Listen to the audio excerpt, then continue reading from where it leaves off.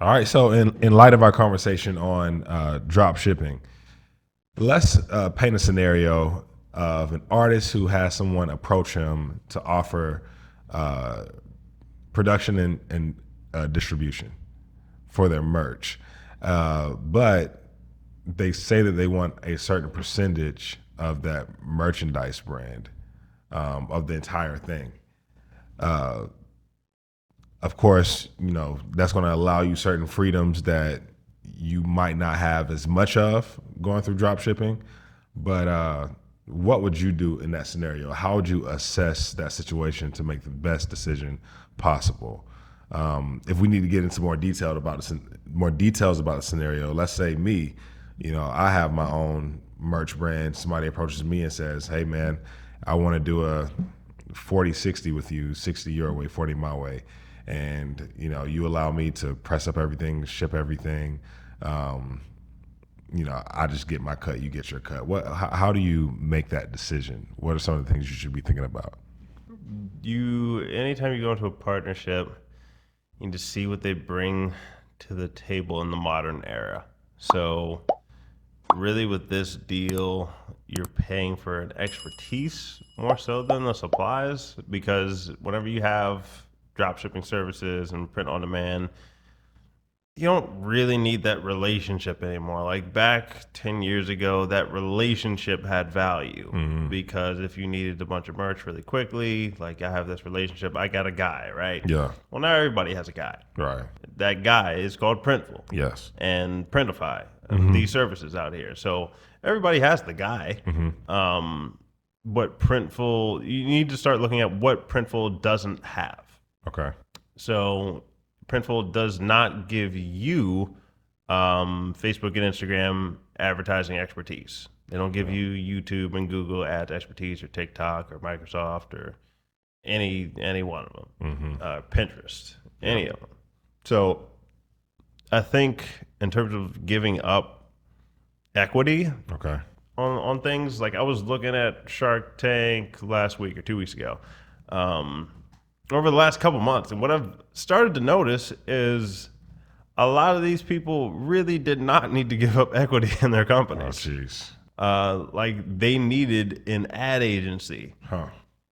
That's the exact thing they needed, and the ad agency isn't usually going to take equity in your company. Yeah. They're going to take a percentage of your ad spend, but if you want to cut that contract, after a while, you still keep the equity. Yes. Like you would lose out on maybe some of the new ads they would create and all that strategy and all the funnels and the conversions and all that stuff, which has massive value, of course. Right. That's why you'd be paying these people. That's why people would come to us and pay us. Right. Like, that has massive value. But we're not taking equity in other people's companies. We're just making the existing company better, taking our percentage of the ad spend. And after that, like if you want to go chill and you live off the success of that, like you can do that. Yeah. But you don't have to pay somebody 20% Yeah. all that comes in perpetuity. Yeah. Yeah. Like that's what I'd be looking out for in those deals, is the question of, can an ad agency do everything that I'm thinking of right now, Right. versus me giving up 20, 40%, 10%, even 5% Yeah. of a company. Like if you don't have to give up equity, a lot of the times, obviously I'm biased in this, right? Because I have not given up equity. But if somebody had an expertise that I couldn't do, Okay. like let's say even 5 years ago, whenever there weren't as many ad agencies for Facebook and Instagram ads, and somebody was just an absolute wizard in advertising online, and they did want 5% of a company, could you kind of legitimize it then? Okay. Yes, maybe, because that was a guy, right? Yes. I have a guy. But now, like I said, everybody has the guy. Like Yeah. you can, not all ad agencies are the same. They are Right. not all created equal, but you can find a good one that will not take equity from you. Yeah. Like you'll find one that will do a full sweep. So I think almost a better question is, what should you be looking for in the ad agency? Okay. It would be their track record, like what results have they produced for other people in what you're trying to do. Like if you're trying to do e-commerce, what results have they done in e-commerce? Okay. If you're trying to do a SaaS business, what results do they have in the SaaS business? Okay. For those that don't know, SaaS is just software as a service. So a lot of tech stuff, but yeah, what have they done in those sectors? Okay. That's what you're looking at. And then you're looking for, specifics. Like did they boost what percentage did they boost conversion rates? Like conversions would be email subscribers and buyers of the product. What did they boost that by? Did they boost retention for SaaS products? Like with SaaS products, it would be are people signing up for the product and then leaving 3 months later. That's your churn rate. Okay. So did they help with that? Did they help with those metrics? Like, are they a full service digital agency, or are they just like good at spending money on Facebook? Yeah. Because there's levels to it. A lot of people are good at spending money on Facebook and Instagram, but they might not be as good with the website side of things, the back end side with the email list and the push notifications and the text messages, and the follow up system, and the the customer service system, all that stuff is what goes into building a business. Yeah.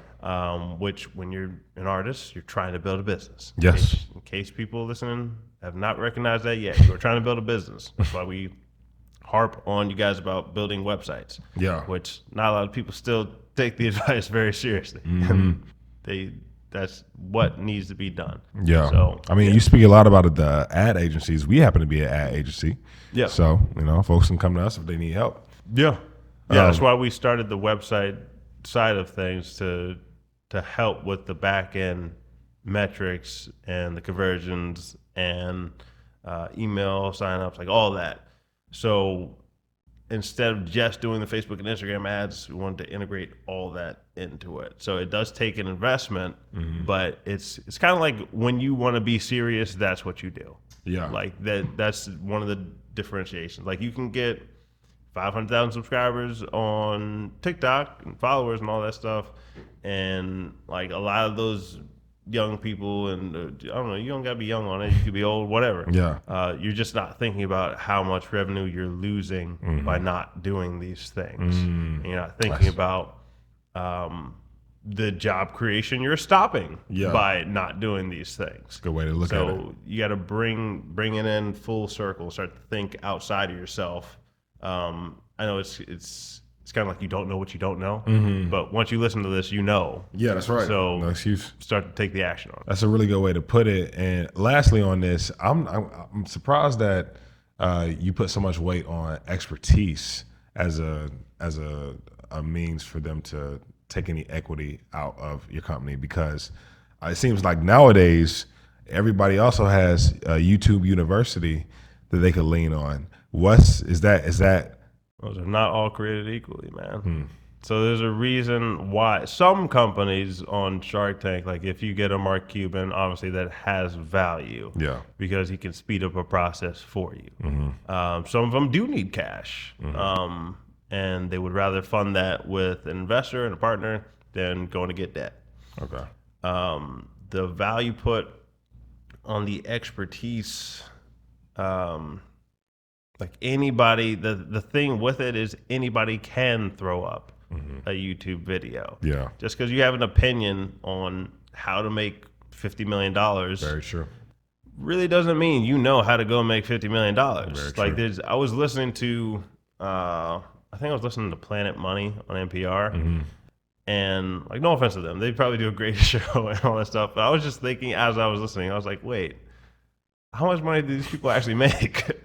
Like, they might make a nice salary or something. Like, the information might be valid. Yeah, but my mindset is still, I want my personal trainer to have a six-pack. Yeah, 100%. I want my financial advisor to be wealthy. Yeah. That's just me. Yeah. You might be telling me some great information. That does not mean you don't have anything valid to say. You probably have a lot of valid things to say. Yeah. But at the end of the day, like, if I want to give people advice on building a music business, and my music business is only worth $10,000, then Yeah, like you could probably find somebody else to go listen to. Because it's way easier to communicate a bunch of general principles in terms of how to build something, but only an experienced person will be able to communicate the nuances that will probably make a world of difference if you apply them. Yes. When you spend, like one of the things we mentioned, when you spend, I think we spent over like $1 million on advertising in the music industry itself, probably millions at this point. So when we run ads, there's just all these little nuances that go together that will get you a far better result in less time. Yeah. And that experience can then be taken, like that knowledge can be taken across so many other things that you do that the amount you spend is worth it. That's why some people even will just do like 2 months of our ad management service, and then they'll say, all right, I just learned like what y'all did. Okay. I'll go try to replicate it, which is fine with us. Like that's absolutely fine. And some people like, I never want to learn that. You guys just keep doing that. Yeah. But at the end of the day, like that expertise, somebody who's run $10,000 in Instagram ads might know something. Like they might know a little bit. Yeah. But they do not know as much, especially when they're, like I said, a small or medium-sized business. Yeah. Because big businesses at this point, like they can spend a ton. Yeah. But they're running a different type of ad than you are trying to run. Yeah. They're trying to run an awareness ad, not a conversions ad. So even somebody being able to tell you that, like at the different stages, and like you need to start looking at what is this person telling me that is different from everybody else? Yeah. Like, are they telling me, can I go find their information on another channel? Yeah. All 10 of these videos saying the same thing? Or is this person saying something different? Like what's the difference in their critical thinking? Yeah. So being able to dissect your thoughts. Yeah. Which I believe is called metacognition. So dissecting your thoughts. Okay. Something you need to pay attention to. Yeah, I'm gonna stick with that phrase, dissecting your thoughts. Metamorphosis sounds a little bit too. No, I'm messing. But yeah, sounds good.